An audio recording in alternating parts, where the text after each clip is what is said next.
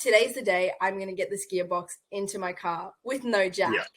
And then it's basically a video of me like under a car lifting a gearbox with my feet. Yeah.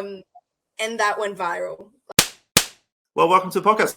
Thanks for coming on. Why don't you quickly introduce yourself and then let's crack into it. Yeah, awesome. Well, my name's Louise. I'm a Brazilian, but I live in Australia. And I'm a uni student and I work on cars as a hobby. Yeah, nice. I saw. So, where in Australia are you from? I live in Brisbane. Oh, yeah, nice. Oh, okay, cool. Whereabouts in Brisbane? Well, you don't have to give like details because we don't watch this. I've just moved over to the south side over in Forest Lake just recently. Oh, yeah, cool. Nice. Oh, Forest Lake? Mm-hmm. That's hilarious. I used to live in Forest Lake. Oh, really? Yeah. I used to live in Forest Lake. Fuck, what's the street I used to live on? Anyway, I used to live in Forest Lake. That was funny. For like a year or so. Yeah, it's a bit far away from everything, but we make it work. It's fine. It's fine. I used to work there. I used to work at the Holiday in Brisbane. Holiday? It's not there anymore. The Holiday Inn's not there anymore. It's at Roma Street Station. I think it's called Spice Hotel or something now. I'm not sure. No idea. I have not heard of it. No, I used to work at a hotel there. But anyway, this isn't about me. This is about you. So tell me a little bit about it. Like, how did you get into this? How did you get into start like working on cars as a hobby and to making content about it? Yeah. It's actually, well, I think it's a funny story. So the car that I have, it's called a Suzuki Sierra. It's basically like the older version of the Jimny, the sexier version. Yeah. And I bought the car with my ex. And we saw it on Facebook Marketplace. It was really cheap. It was like $4,000. And then immediately, same day, we went and grabbed it. And instead of like taking my neighbor, who's a mechanic, to come check out the car, I trusted my 19-year-old boyfriend at the time that he would be able to make, a decision whether the car was in a good position or not. Yeah. Bought the car. We ended up breaking up. And my neighbor, who was a mechanic, luckily, was like, you literally bought yourself a shit box. Like, I don't know why you bought this thing. I don't know why you paid so much for it. And then I was like, I'm really stubborn. And I was like, I can either sell the cars, like, for parts and, like, make no money, or I just, like, got to fix it and get it roadworthy. And then it's taken me, like, 2 years. But now the car's finally driving. Yeah. Okay. Cool. Yeah. And like the way that I fell into content was like totally accidental. It was just one day, basically backstory, like my neighbor who's a mechanic, he offered to help me. But he was like, I'm available for 2 weeks. And I was like, well, I have university. Like I'm not free the next 2 weeks, which is like regrets. I should have just dropped everything and like fixed the car in 2 weeks, but I didn't do that. So basically me fixing the car's being really staggered. And one day I was literally on the way to the beach, hopped in my car, my neighbor pulls out and he's like, oh, Lou, I've got some free time. And I was like, okay, like, let's do something. Let's work on the car. Just because, like, I like to have him there because so I don't break things. It's like a guiding hand. And then that day, for some reason, like, I just felt like I was in a goofy mood, just felt like making a video. And I made a video of me like flushing a radiator, which is just like washing a radiator basically.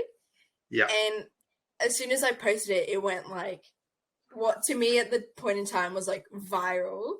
And I just thought it was like, I didn't really think much of it. I was like, oh, okay, like cool. And then I kept making like, I used to make a lot of like little travel content and stuff. And then I posted another car video and it also blew up. And I was like, whoa, what's happening? And then I started to see the pattern and like make more and more car videos. And then I think the banger was this one video of, do you know much about cars, Stanley? I know enough to hold a conversation. Okay. Basically I pulled out the gearbox to change the clutch in my car. Okay. And I didn't have a jack. And the gearbox had just been sitting there for like 3 weeks, just like watching me, and I was procrastinating uni. And today I was like, today's the day I'm going to get this gearbox into my car with no jack. Yeah. And then it's basically a video of me like under a car lifting a gearbox with my feet. Yeah. And that went viral. Like that was, I think I got like 30,000 followers from there. And then from then on, it's just like, it's just growing and growing. So that's where like I've gone into the niche of like me fixing my car. Yeah, I love that. Yeah. That's so funny. I mean, I watched the videos obviously because you like your stuff, so it's pretty funny. And I loved how like it is like it's a real interesting niche to get into for girls doing something that is like a predominantly like male orientated activity, right? Like it seems like it's a male thing. Yeah. So like when women do it, it's like I can imagine that like you the people who are watching, there's like a big portion of men just going, "Oh my god, this is like our dreams come true." Yeah. Is that true? Yes. There's I get a lot of like, can I get married? Like, can you marry me? And I'm like, no. Like, that is so funny. I Yeah, love that. It cracks me up because of like it's just so stereotypical of guys on social media. Like they just all give us bad names. Like as soon as we get given like here's an opportunity to not be a dick, and then we go and be dicks. Oh, for sure. Okay. For sure. So I love it. So that's funny. Followers, like I've got some nice ones and I've got some really sus ones. Oh, of course. You know, honestly, like the thing, like in content, like the creator world, there's always, it doesn't matter what content you make, there's going to be something, right? Like, absolutely. I don't know if you've seen on like our Instagram strategy at the moment, like Joni and our team's like tipping water on her head, right? And like, it's real stupid. She's like, it's winter here. So like, she's dressed up in clothes and like, there's just a bunch of guys getting in it. Like, you should do that in a white t-shirt. All the boys in the things and blah, blah, blah. And it's just like, oh, come on, guys. Like, she's so in a fucking hoodie. She's in a hoodie. Like, but it's quite funny because like, do you think about that? I want to ask this question honestly, because like when you think about it, like, is that when you're looking at like building the audience, do you use that to your advantage? Like, do you use it to go, well, if I'm going to do this and do this well, like, and this is like, how much do you toe the line to make sure that, how do I press on that to make people come back? Do you think about that, or do you just do what you do and it happens?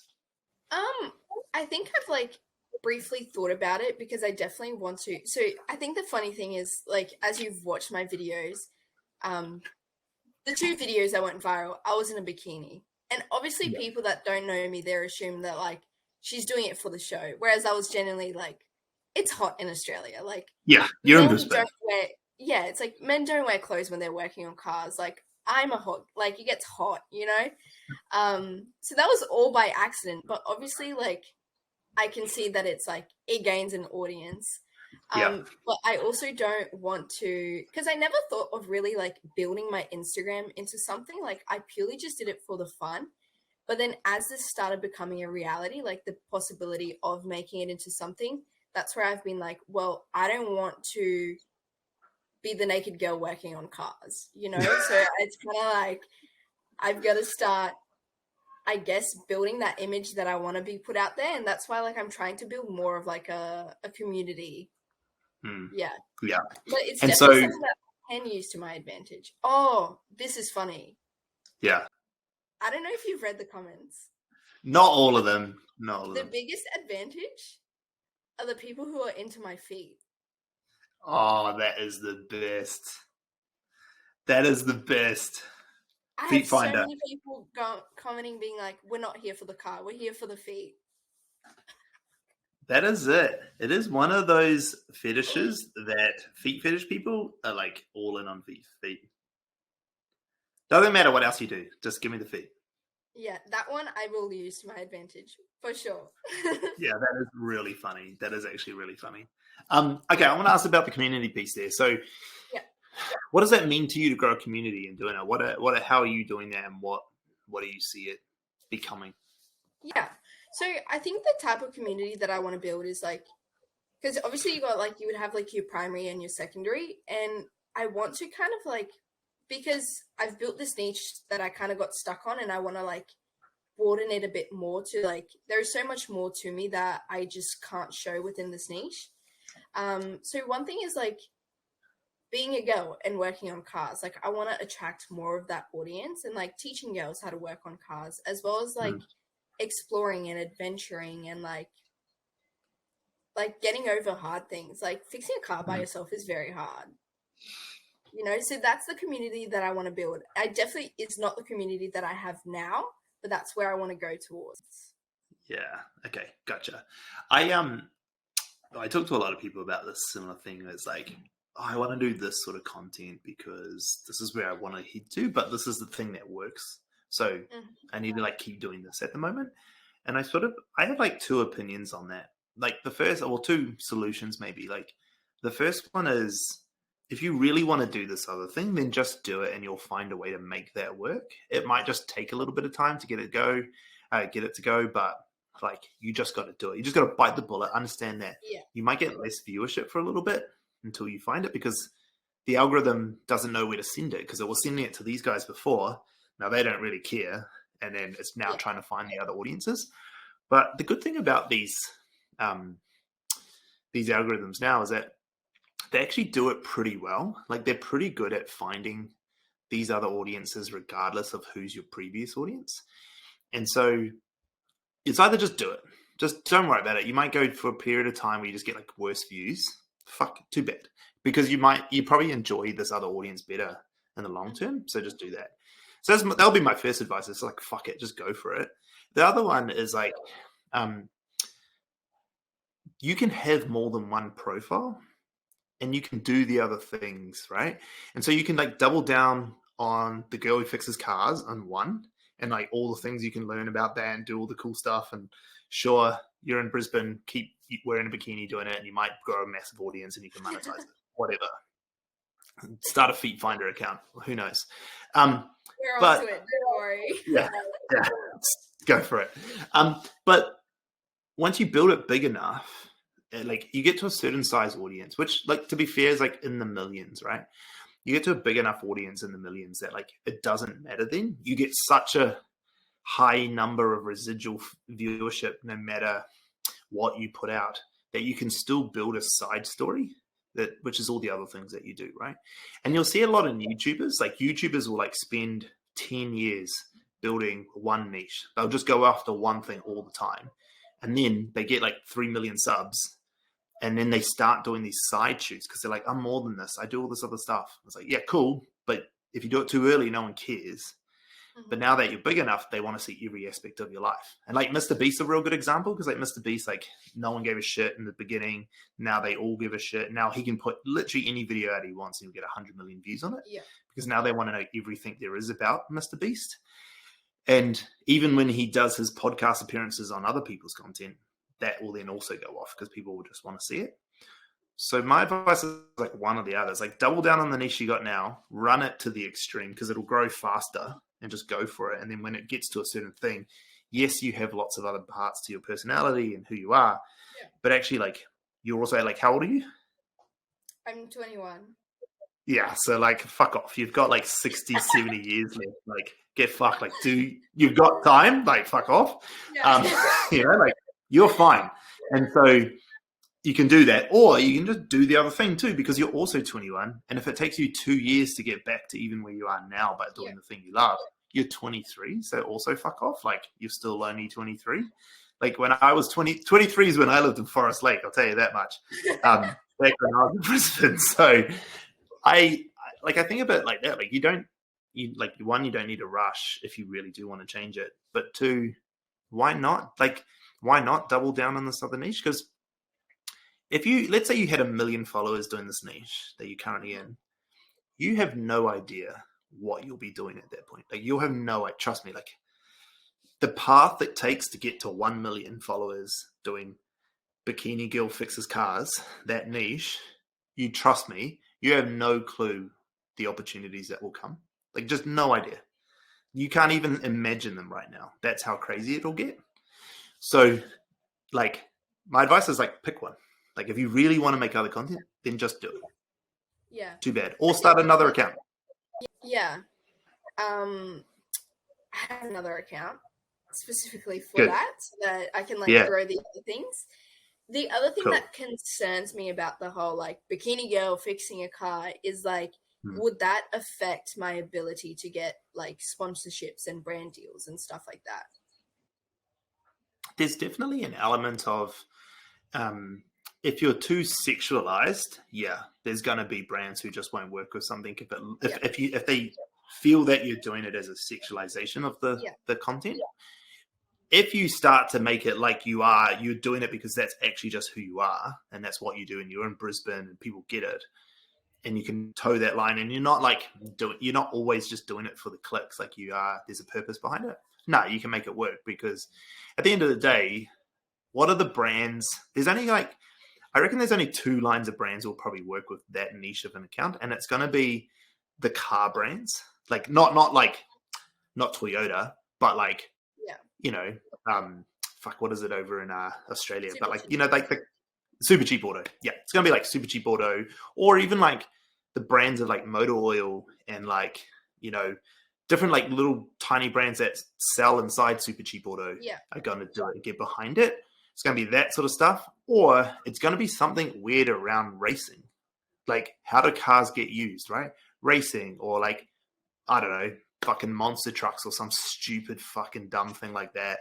It's going to be like that. Like, it's going to be like, those are the brands who are going to go, bikini girl fixing cars, a whole bunch of men watching this. Let's put our brand in front of all those men. This is good.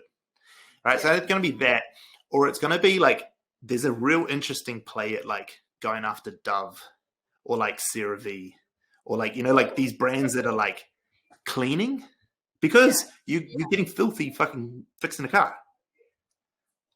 Facts. Right? And the other thing with like Dove's real big on diversity and like expressing yourself and not being ashamed of who you are as a woman, and like all these brand values that you're not sexualizing it. You're like, no, I'm in Brisbane. It's fucking hot. I'm working on a car. It's fucking hot. And now I need to clean myself. So I use Dove. I'm a Dove and brand ambassador, right? I am a Dove girly. How did you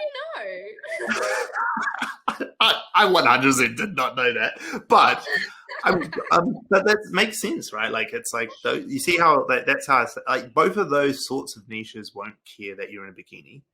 Yeah. But also, don't just be in a bikini to be in a bikini. Like, that's not. Yeah, no.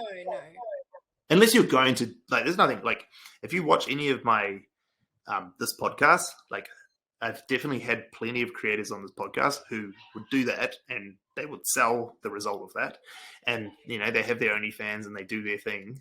So there's nothing wrong with, those girls all make stupid money. So, power to them, right? Like, I fucking love it. That's why I have them on the podcast, because they're actually like rolling in it.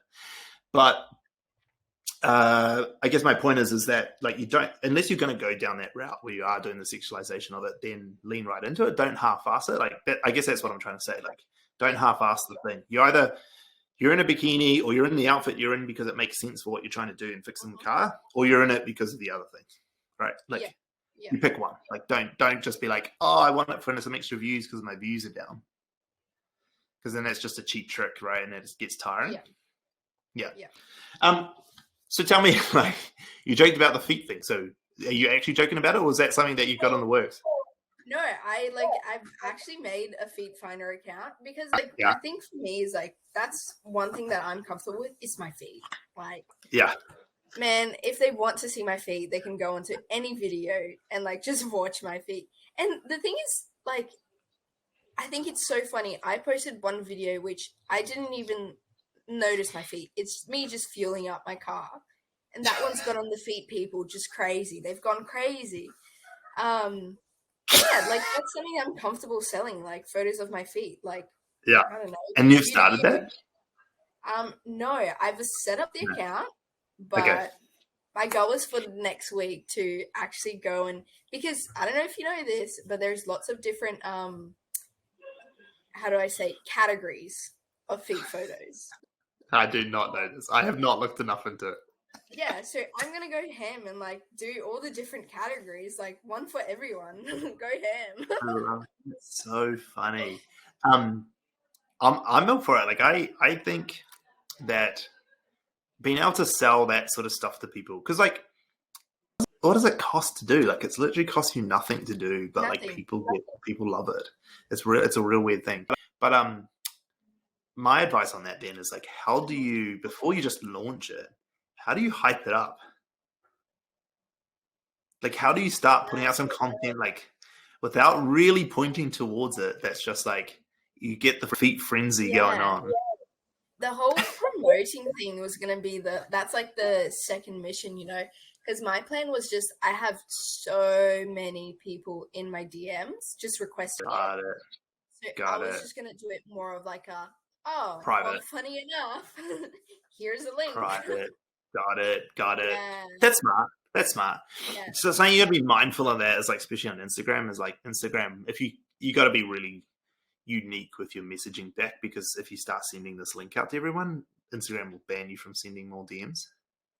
Oh, okay. Yeah, you can't just send mass DM links to people. You've got to be like, it's got to be legitimate conversations, which it is kind of because you got people messaging you, but just be mindful. Don't just do a copy paste thing. Like actually message people back and then go, oh, by the way, if you want a link, I can give it to you, and then have it, because they will just like block you from sending DMs.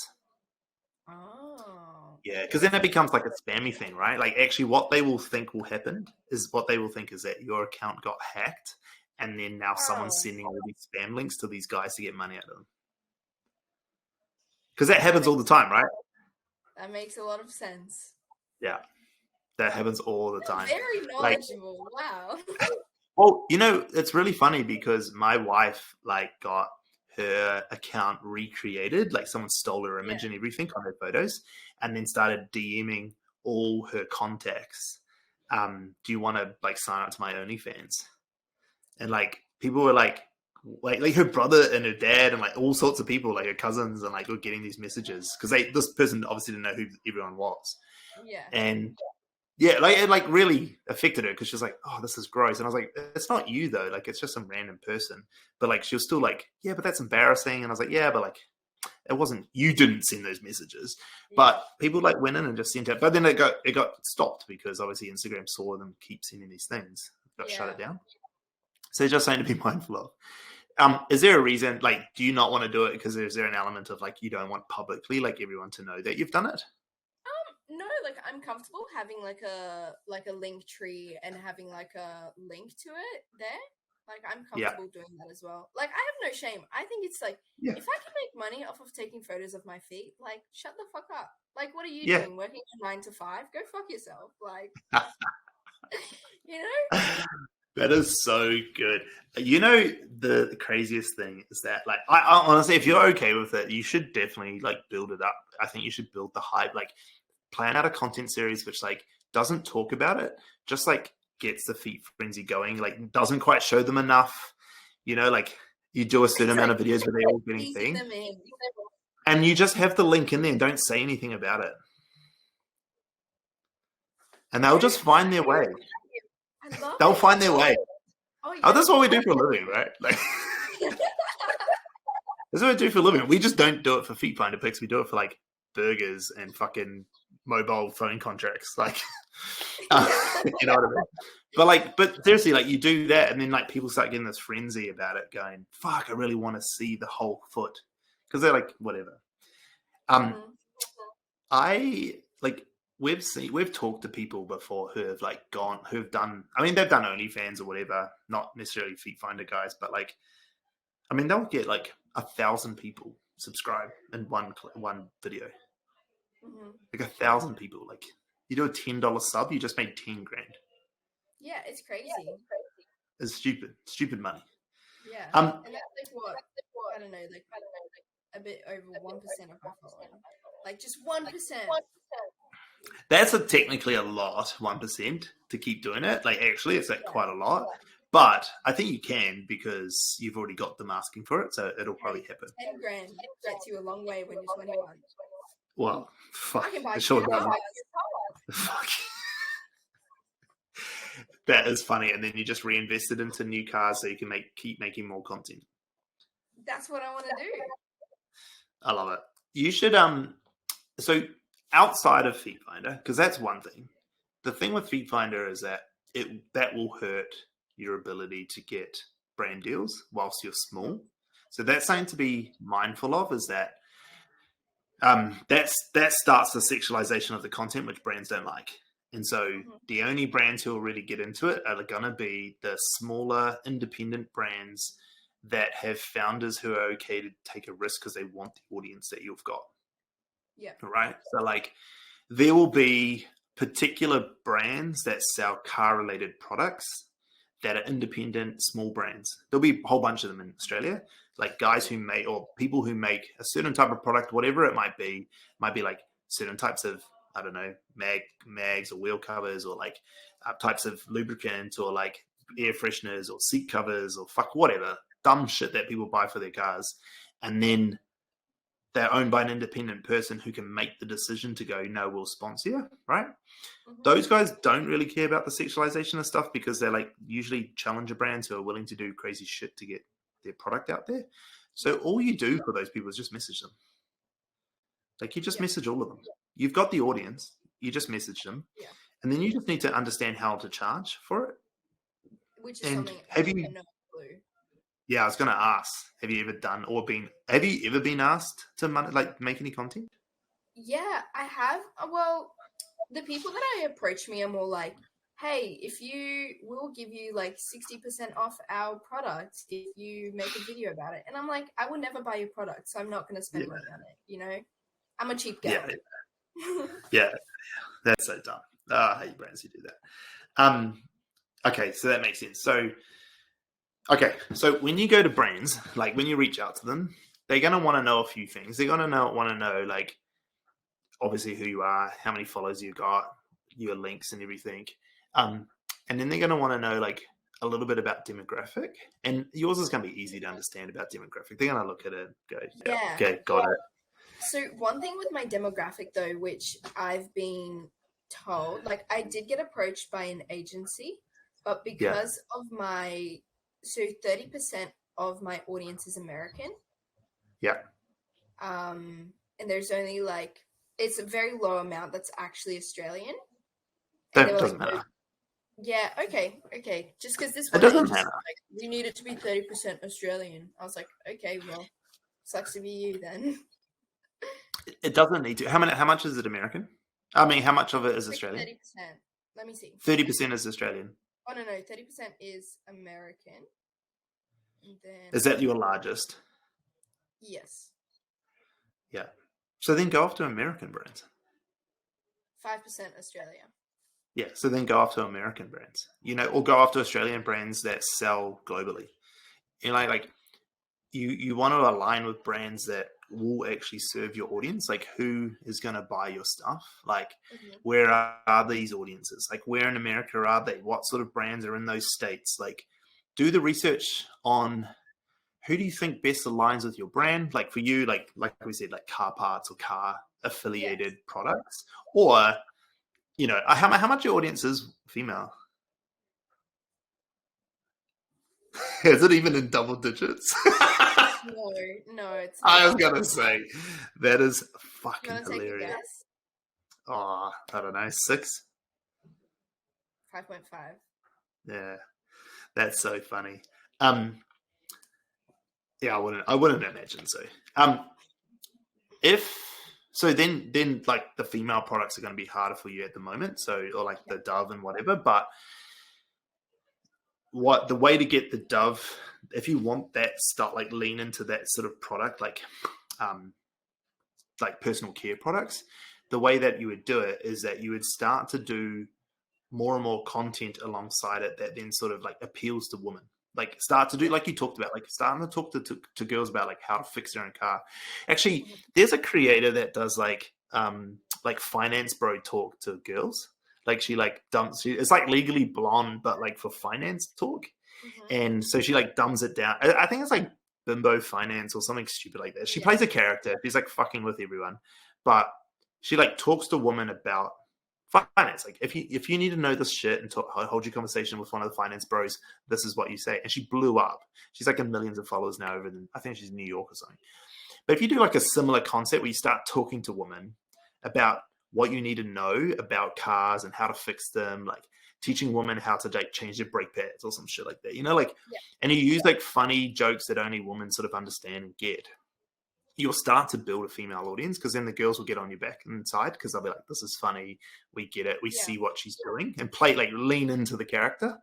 then you start to grow the female audience, right? Like you'll find a way to talk to them. Like, what are they? Why would girls want to watch a girl fix cars? You know, like you got to think like We that. don't need men in our lives. Exactly.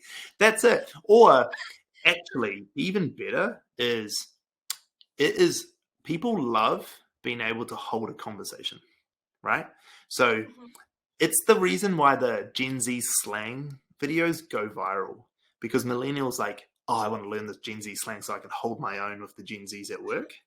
That's what it's about. Or like, it was the same for millennials when we were Instagram, right? When Instagram took off and millennials owned that platform, the Gen Xers was the same thing.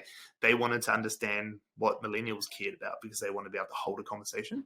Yeah. So girls learning the stuff that they typically have no interest in, or usually don't have an interest in, now knowing stuff that they can go to their partners or husbands or friends and like go, oh, you don't know how to change brake pads? Like, what sort of man are you? You know, like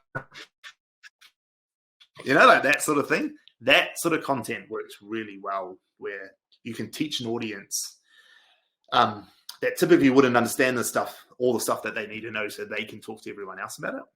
Mm-hmm. So then you build out your female audience if you want to do that. That's one way. But then you just go to the brands that that align with that, and you just message them and be like, look, this is who I am. This is what it is. And then the way that they charge for it is a couple ways. But the typical way for a lot of like international brands is they just have like tiers. You know, once you are over a certain followership, they like increase your tiers on what you can offer. But and there's no real way to gauge where people are. You have to decide on like, what's my limit and what am I willing to charge for this.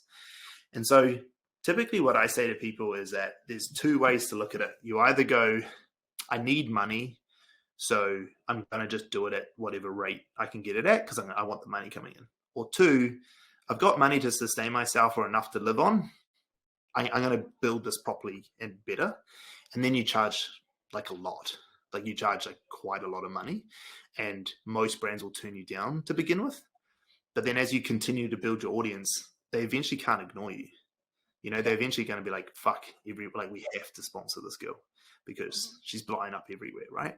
I get so annoyed at that though. It's going to get to like, because I had Super Cheap contact me. And they were like basically like saying that like, you know, got my eyes on you, and I'm like, okay, like help your girl out, and they haven't. So now I'm like, the day that they want to, I'm gonna be like, maybe. Yeah, do it. You know what? Just go on with big numbers. Just like add a 0 on. Like I'll tell you something. Like there was a if I was like your size account, we have a creator at the moment who's going to do a series like 10 videos with us for a brand. He's smaller than you because he's only got his TikTok with about the same as what your TikTok is, and we're paying him $15,000 I think for 10 videos with him. Yeah. Wow. And he's pretty small, right? Like that's a pretty small creator, like relatively. Like 50K is not a lot these days on TikTok. Like that's pretty easy to get for a lot of people. But he's got a really engaged audience, and the type of content that he makes aligns with the client brand that we've got really well. So it's perfect fit. So that's the thing brands want, right? Like they don't really care how big you are. They want to know, have you got the right audience, and are you talking about the right thing that our product integrates really nicely with? Yeah. And so that's what you're trying to find. You're trying to find brands. So if Super Cheap comes to you and they want to do videos, like I wouldn't be going less than 1,500 to 2K a video. And then if they want you to post it on your account, even more. Mm-hmm. So he doesn't post them on his account. He posts them. That's for our client as UGC. Yeah. Okay. Yeah. So then now if they want, 2K for a video? That's how much money them bitches be making? Oh, that's the small end of town, bro. Holy shit. So there's a creator in the US who's granted they had 11 million followers when we across all their platforms when we met them, and they're like, if you know any of the big New York creators, female New York creators, you'll know who I'm talking about. But anyway, there's a big New York creator. We met her, and I'm not going to say who it is, but she was charging $45,000 a video.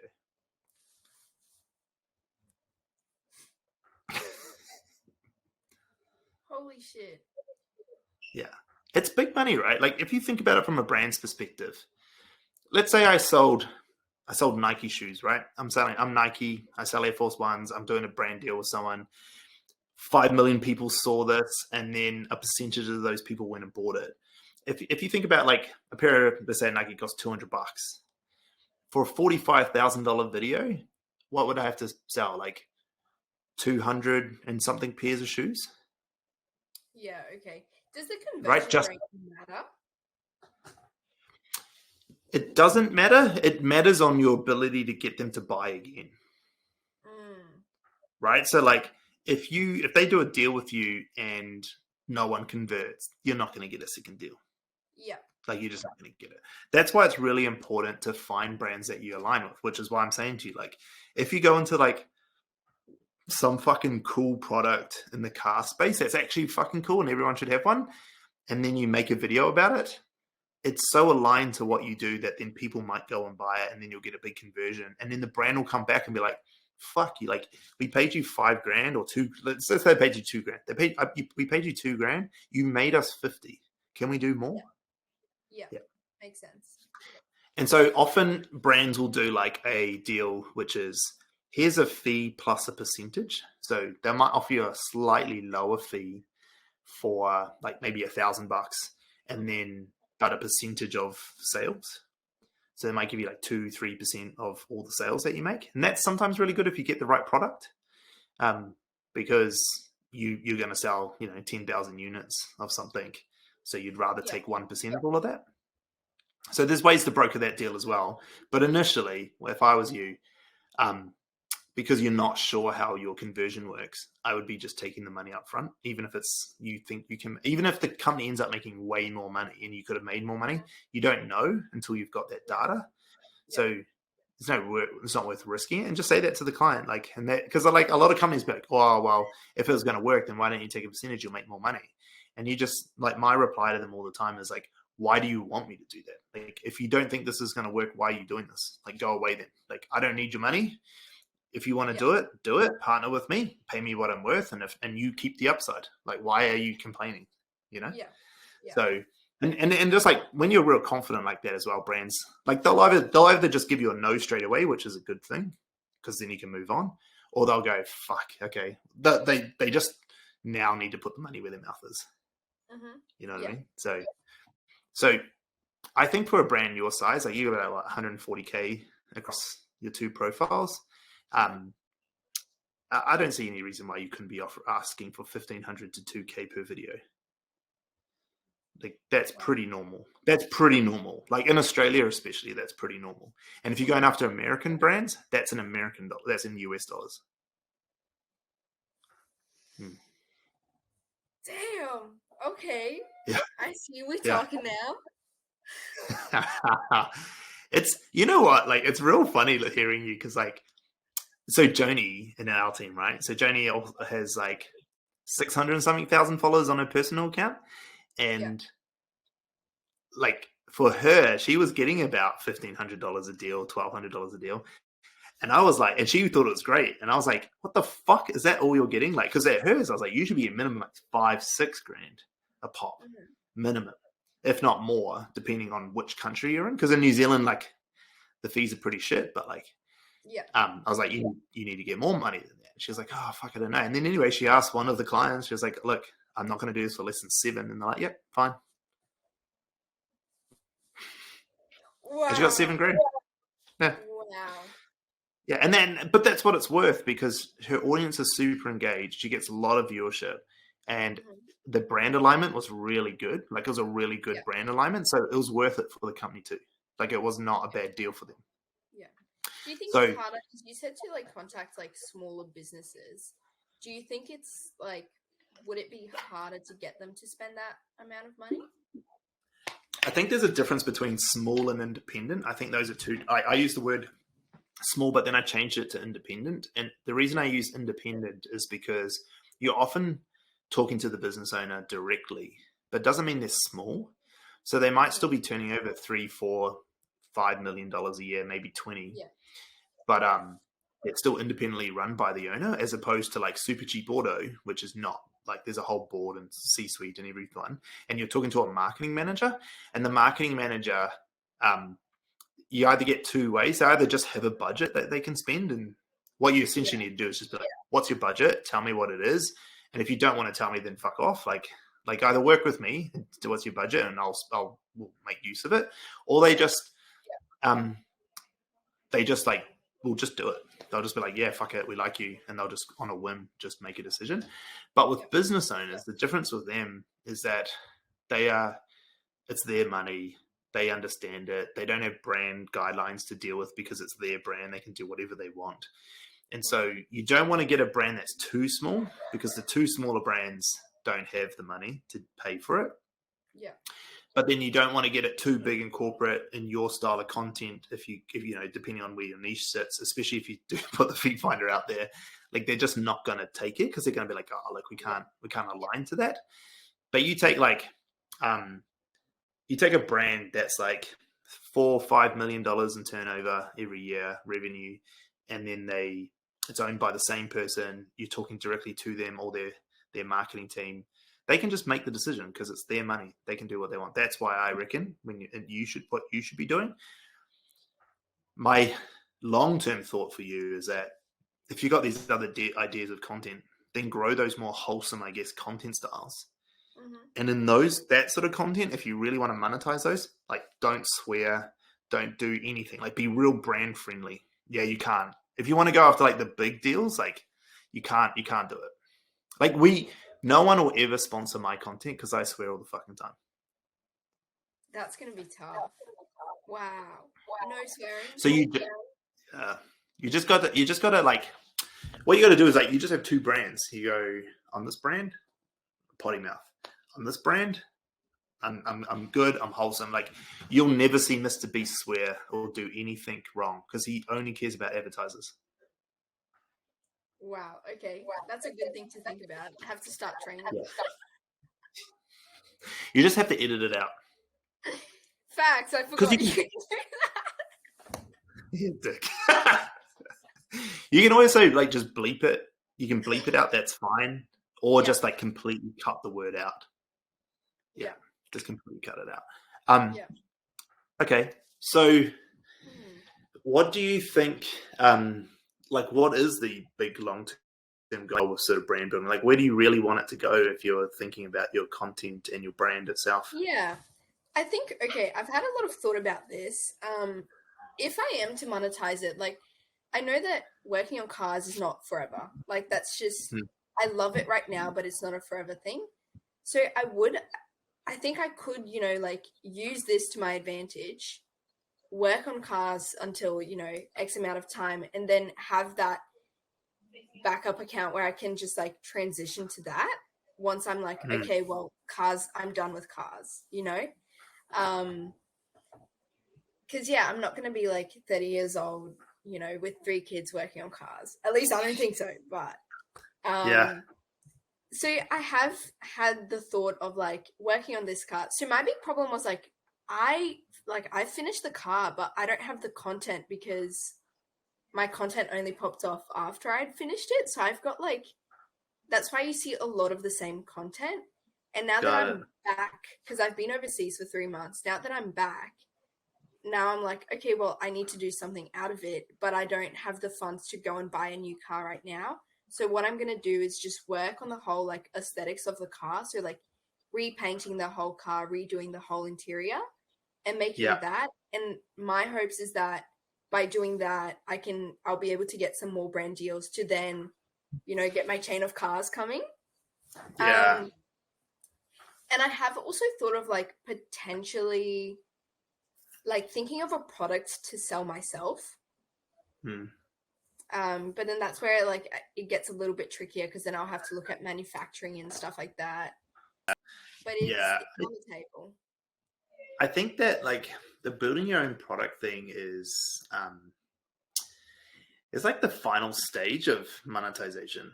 Like it's the final frontier. Like the first thing is getting paid for the content itself. So like ad revenue kind of thing. Like, I mean, you're in Australia, so I don't know I don't even know if Australia at the moment. But like, you know, some platforms pay. Facebook, Instagram, TikTok, I don't think pays in Australia, but YouTube pays, right? Yeah. Like putting your content on those platforms. Do you put your content on YouTube as well? No, so I'm gonna start that now that I'm back. Yeah, you should definitely run out all the videos you got, all the ones you know worked, run them Yeah. all out on YouTube Shorts for sure. Just run the whole campaign out. YouTube Shorts is very much full of men. It's a Oh, very okay. male-dominated platform, trust me. But so there's that's like first tier of like generating revenue for yourself is like getting those sorts of deals, right? Getting paid by the platform itself. And then like the second tier is like the sponsorship thing where you get, the second tier is affiliates, where like you don't even need to get a deal. You can just like products that you use in your videos, you can put a link in your bio for people to buy it from Amazon, right? And that's an affiliate program. And then you get a percentage of the sale. That's something you can do tomorrow. You just sign up to the Amazon affiliate program, or you go to certain brands and you sign up to the affiliate program. You have a link tree. It has all the products that you use with the affiliates. You can do that like literally tonight. You could just like set that up. It's real easy to do. Yeah, the Amazon affiliate program is the biggest affiliate program in the world, and people like there are millionaires being made on that program. Like people make stupid money on it. Like you know all those like review like channels that review products. Mm-hmm. That's how they make all their money. That's what this whole affiliate marketing is. I've always skipped through those videos. Yeah, like it's like there's like two types of affiliate marketing. There's the people who make content that's really valuable and therefore give you a link to go buy the thing that you actually were going to buy anyway. You just needed to watch the review to get the one that you wanted. And there's like the affiliate marketing that just like literally doing it as businesses, but scummy and salesy. But like it is what it is. They still make good money, and some of them make stupid money. So that's second tier. Third tier is sponsorships and getting paid by brands to promote a product. So that's like what you're talking about today. Now that's a little bit harder. So like I reckon that you'd like message 100 brands, get one deal. Seriously, like it's hard. But once you start getting a few of them, it'll get a bit easier. You get a bit more confident with it. Once brands know that you do brand deals, then more of them will ask to do brand deals as well. A trick you can do is like go do brand deals. Like just make brand content. And then when brands like, what have you done before? Be like, oh, see this video that popped up? I did it in conjunction with this brand. Mm-hmm. And they don't fucking know. They have no fucking idea that you just made it up, right? So it like shows that you are doing this already. Oh yeah, and that brand paid me $3,000 for that video. And they're like, wow, actually I have to just believe you because I have no other evidence that you're lying. So sure. Little unethical, but anyway, this is only going to be public on the internet. And then so that's like sponsorships, right? And then the fourth tier, so that's the one you're probably like most likely going to go to. The fourth tier is selling a service where like, you know, like that's what we do, right? We sell a service. So like we're actually a creative agency. So we make content for brands and their strategies and all that. And so we put out content, people come to us, pay us a whole bunch of money to do that thing for them. And it's the fourth tier of stuff because like it's big ticket items, right? Like brands will pay us, I don't know, $150,000 to $500,000 a year to like run their shit. And so we make lots of money in these, but we do lots of work for it as well. Like there's a lot of labor time. And so for you, that could look like, for instance, you might have like classes on teaching girls how to like fix their cars or some shit, like, you know, mechanics class for girls or whatever, like some bullshit shit, like whatever. I'm just making up some stuff. So it could be that. But then the fifth tier is product, and it is the hardest. But product is the biggest reward because you can sell it to infinity. And that's why OnlyFans and Feet Finder took off, because it's a product. It's not a service. You make one digital content piece and you sell that one piece as many times as you want. And so the product is the best one you want. But the reason why it's the hardest tier is that unless it's digital, there's a whole cost of production. There's a whole manufacturing process, and that can cost shitloads of money. And if you make something shit, then people will buy it, and you won't get repeat customers because it's just cheap shit. Yeah. Or you get a contract manufacturer, someone else who manufactures it for you, but then your margins are small on it, and like still, again, it costs a lot of money to set up. Or you do a Yeah. digital product, but often digital products, like they either are going to be OnlyFans or Feet Finder, or they're going to be like online courses or like shit like that, which are, they're also a bit scummy and scammy and people don't love them. So Yeah. quite Okay. hard to do. Yeah. Yeah. I have an idea though. For a When product? you talk to, yeah, yeah. So I've always wanted to do like, have you ever tried to read like a car manual? No, no. It's like gibberish. It's like I don't Yeah. like a man clearly made it because it makes no sense, and it's like there is no order, like nothing. It's so unorganized. So I was thinking of like producing one, which is like a how to fix a car for dummies type of vibe. Yep. Where it's like things just make sense, and you know you got Yeah. some nice cartoons, some characters. Like that's like one thought, and I never thought of making it digital for some reason, but Oh yeah, something like that you definitely make it digital because you just make it once and you don't have to worry about manufacturing. I would tell you right now that the better thing to do, this is like people are always trying to get money fast. They're trying to monetize as fast as possible. You have like, I don't know what do you do anything else for work? yeah, yeah. I just landed a project managing job part time, and Okay, I do university. okay. So if you don't need the money desperately, like and you don't, because one, you live in Australia, you've already got a part-time job, you're at university, and You're so you're 21. fine. You're 21. But honestly, like you're fine. Like, like just the fact that you live in Australia means you're already in the 1% of the world, right? Because Australians Absolutely. wealthy. Yeah. It's a wealthy Yeah. country, right? And you're in Brisbane, you got nothing to complain about. It's probably sunny outside. Get fucked. Like it's fine. You're good. So, well, who knows? But my point is that if you don't need the money desperately, hold on monetizing as long as possible, and like just build audience, right? Just build audience, because the point at which you enter the market is now your baseline, and it's real hard to move up from baseline. It gets really hard to add like cost and revenue to it. So if you go for brand deals and you start getting like 2,000 a video, you're like, oh, amazing, at $2,000 a video. It's so hard to get that to 20. One, just your mental state won't allow you to do it because you're like, fuck, how do I charge them 20 grand? I was only charging 2 grand before. Like, how do Okay. I Yeah. do? Like, just mentally, you don't know how to do it. Yeah. And so instead, like, if you just wait and wait and wait, and you just like turn down all the brand deals, and then eventually someone comes to you like, no, I really want to work with you. I'll give you 50 grand. And you're like, all right, that's my entry point. Like, And then because if you got you're at 10 million interest, followers. flip it at that.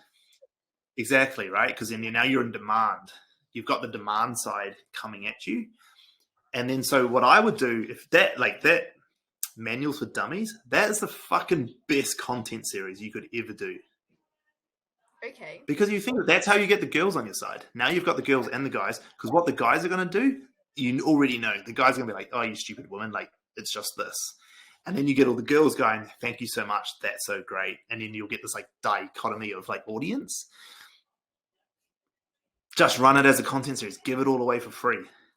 Okay. Make the asset and just give it.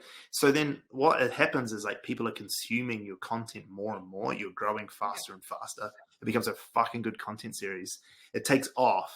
And then brands are like desperate to work with you. And you're like, look, I don't really work with a lot of brands, but if you do, like my entry price is 20 grand. I don't really need you. But please give me money. Yeah. Yeah. You got to be like real cool, calm and collected. And then be like, when you get away from it, like, holy fuck, I just got 20 grand. Yeah. I just got like half a year's salary. Yeah, literally. Yeah. Okay, So no, my advice is like, sorry, what was that? Sorry. No, that's great to know. I've got a question. Yeah. Would you say doing series, like in terms of growing my audience, would you say series is like a good way to do it? Yeah, for sure. Storyline. We call it storyline content.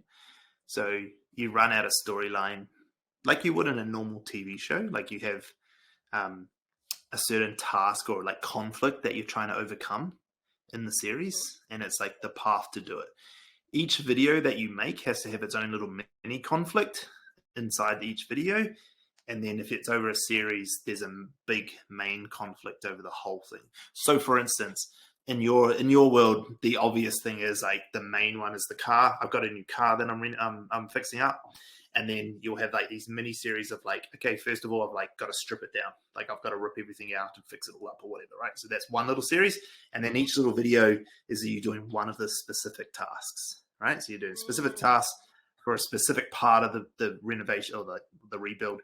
And then the whole big series is the whole car project. So, and then you just keep moving along and doing that. And then people would come along to watch each part of that thing. Okay. So really break it down into small sections. Like if you think about the one where you're like holding the gearbox up, right? That's like one challenge you had in amongst the whole thing. That's the single video. But that video could have been about the whole putting the engine back together, right? Or all the pieces to the car, like putting all the mechanics back into the car. That's the whole 12-part series or whatever, 15-part series. And each part of that series was like an individual challenge you had to overcome.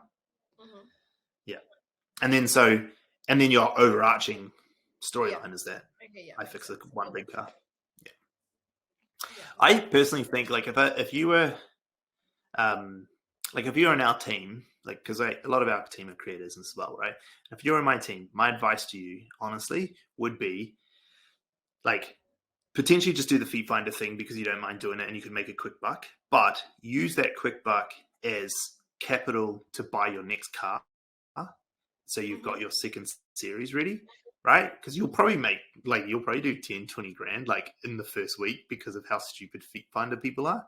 You'll probably do it. And then once you do that, so you've got enough from that, you might just keep it going because it's like a subscription thing and fine, you've got some money coming in.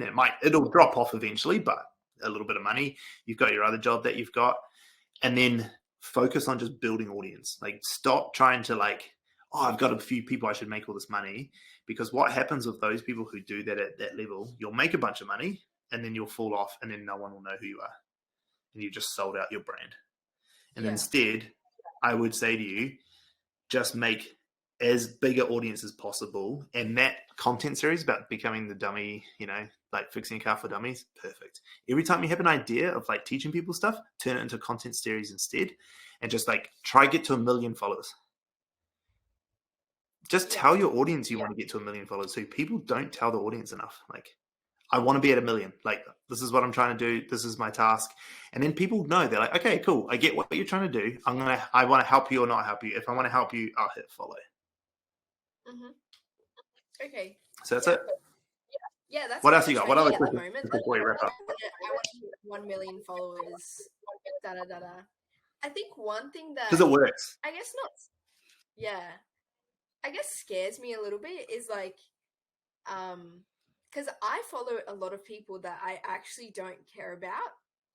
That I'm just like, oh, I cared for you like at one point. Swipe, you know what I mean? But I still follow them. Is like, how do I keep my content still engaging that like people are actually like consuming it? That's a good question. I think that it's natural for humans to like in the content world to always find the next thing and the new thing. And so the way to keep your audience engaged is to keep having new challenges and new things, right? And so like you might go from doing a few cars, different types of cars, better cars, different cars, harder cars, to a boat. You might do a boat next time, right? You might do a plane at one stage. Like you don't know, like who fuck knows? Like you might end up building a rocket ship. So the idea is like you keep leveling up the stakes in what you're doing, right? Yeah. And so you never know where it could go, but that's how you keep people engaged because they're like, oh, cool, this is cool. And then you might just like, what are the tangents? So then you might get into the piece where like you're so well known, you go, hey, I'm going to go work with Red Bull as they fix their car that had a crash on the weekend and we're going to fucking get it back on the track, right? So then now that's a cool series because like I used to watch you fix your own little car in your garage and now I'm getting to watch you work on the Red Bull Formula 1 car. That's fucking sick. I was here from the beginning. I love to watch you do that, Louise. That's awesome. Like that's the way that you keep it going. Yeah. But you've also got to understand that like if you don't keep adapting the content, people will get bored and go away. Like yeah, absolutely. I use the Rock as an example. So I always followed the Rock. I used to watch the Rock when I was a kid, like wrestling and all this sort of stuff. And now on Instagram, like I never see his posts. I never see his shit because I just don't care for it anymore. Because I'm like, I know who you are. Like, there's nothing really that new. I'll go watch your new movie, maybe. I don't know. I haven't seen the last few, but like, it's just because you get over it. Like, you got nothing new to give to me anymore. Yeah. Okay. Because he hasn't adapted. Yeah. What Okay. else? I had another question and I just forgot. Give me 1 second, it will come through.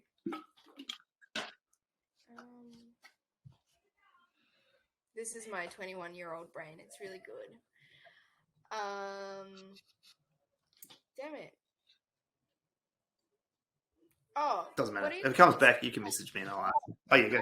Oh, definitely. Stanley, I'm so sorry you have my email now. I will be emailing you.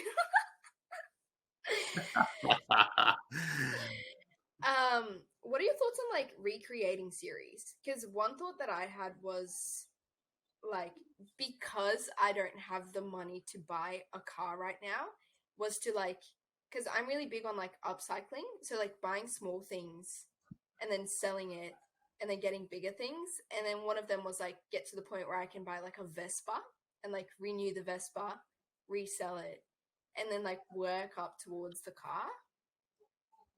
Yeah, great. I mean, the whole idea of upcycling is like, it's super popular. And the repairing of the car, selling it, and then buying the next one and doing it again, there's two really cool things about it. One, like, it's a really, like, people love it. Like, that hobby of like upcycling is like, so many people have it. Like, so many people love to do that as a thing. So that's one, you get a good audience because of it, because people are like, oh, that's cool, I should do that, but I can't be fucked, so I'll just watch Louise do it, right? That people love that. And then, but the thing is that you eventually build a big enough audience that when you go to sell the car or the Vespa or whatever, you'll have an audience ready to buy it, and you'll sell it above market, because people aren't buying the car or the Vespa, they're buying the one Louise made. Yeah. They came for the journey and the story, and now they're buying that. It's like why people buy like, you know, fucking the jacket Michael Jackson wore in Thriller music video. People like, yeah, it's worth $1 million. It's like, it's just a fucking jacket, but Michael Jackson wore it in a music video. And actually, I'm not even sure if it was the one. They just told me it was. Yeah. I think that's something I find it hard to conceptualize, because I'm not really a consumerist. Like, I couldn't give a fuck, you know, who touched the jacket or like if they signed it. Nah. Yeah. Nah, I'm the same. Yeah, I would never buy that. I had was like consistency in posting, like more to the basics. Is like, is it really like how many times I should be posting a week or a day or things like that? Yeah, we're a company who believes in quantity over quality, or quantity that leads to quality is what we think of. So like, we think the more you do, the better, because actually none of us really understand what is good content. We just like, there's a few people in the world who are fucking great at making content. Like Mr. Beast knows when he knows his videos will go off, but like, you and I don't know that. We don't have enough time in it. We haven't spent enough money figuring it out. As a company, we're probably better than most because we put so much out. But my advice to people is like, how much can you realistically do? Like, if you can do one a day, that should be bare minimum. Like, do something every day. We've done, like, at the peak of our content, we did it as like sort of trial. We're doing 10 every day, 10 videos every single day on our social channels. And like, it was probably a little bit too much, but like, we did it there was other reasons why we did it and it worked. But like, I think like the sweet spot is somewhere between like 2 and 4 bits a day. It's like, that's the sweet spot where it's not too much that your audience gets turned off because it's too much, but it's also like enough to maximize viewership. Because like, let's say you did one video and you got one video a day and you got 40,000 views a day, right? But then you put out 4 videos a day, but you only got 10,000 views a video for each of those videos. So you still got 40,000, but only 10,000 people on each one. Those 10,000 people are way more loyal to you than the 40,000 at one a day, because they're seeing you like 4 times a day, every day. They're really into you. Yeah. And so you have a more loyal audience because of it. Like, my TikTok is a lot smaller than our company one, but I have like 2 or so thousand people who come back all the time. And they're all like my target audience. They're like business owners, business leaders, whatever. And they're really into what I do. And I only need like 40 clients a year. So having 2,000 of these people who are like super engaged with me and watch my 3 or 4 bits of content every day, they're like solid. And like when I need to tap into them or need clients, like that's really good for me. So my view is like to do a few. Like I would at least try to get to 1 a day. Yeah. With that said, like how we were talking about the storyline, will those 4 videos have to be part of the storyline, or can it be like one is a storyline, one is just like a random like ASMR type of video? What are your thoughts? Yeah. Think about it like this. Like if you think about a movie, you'll have the whole movie, right? So that's the whole car, and then you'll have like different acts inside each of the movies. So most movies are made up of like 3 acts. You have like the introduction part of the act, like getting to know the world. You have like the main core of the video, which is like the meat of the actual transformation of the car. And then you got the end, which is like the final boss and all the hurdles that you came over. And then you get the final car comes out of it, right? So that's the 3 different series inside the main series of the car. And then each of those series, you'll then have individual videos, which will be like, today I fucking worked on, I had to change the window wipers, let's say, right? But sometimes if you think about a movie, they'll have a scene that isn't actually pushing the narrative forward. All it's doing is building the world. Like it'll just showcase like the surrounding neighborhoods. It'll show like, it'll like pan out and show like the countryside, or it'll just be like you might just have James Bond like playing poker, and it's like it doesn't actually push the narrative forward, but it teaches me a little bit about James Bond and what he's doing. Or it's like Harry Potter buying chocolate frogs off the lady in the train, right? It's like it doesn't actually really push the narrative forward, but like it's set part of the scene up. So you might have something that's like ASMR or something that is quite interesting. It doesn't actually show anything changing, but it just like sets the world building and the scene setting for the entire universe. And people are like, oh, that's cool. That's a cool bit to see. Yeah. So yeah, I'm all for it. Sure. Yeah, that's good to know. What else? Like doing 4 storylines in one day, like that's quite tough. Yeah. Too much. Also, actually, it's too much. It's too much. Yeah. I'm not even comfortable in front of the camera, so I have to, like, doing a voiceover, that was scary. Especially with the Aussie accent. I was like, oh, I don't want people to hear that. Yuck. Americans love the Aussie accent. Yeah, so I've learned. I did not know that. All right. Yeah, it is a very funny thing. Like New Zealand and Australia, our accents like rank high all the time on like American and like other weird countries like accent lists. Like they love it. It's like, I don't know, sure. Yeah, super random. Well, I think that's all right for now. Cool. Well, that was great. That was a fun little chat. Thanks for jumping on the podcast. But it's fine. That was really insightful. Like, thank you for sharing your story.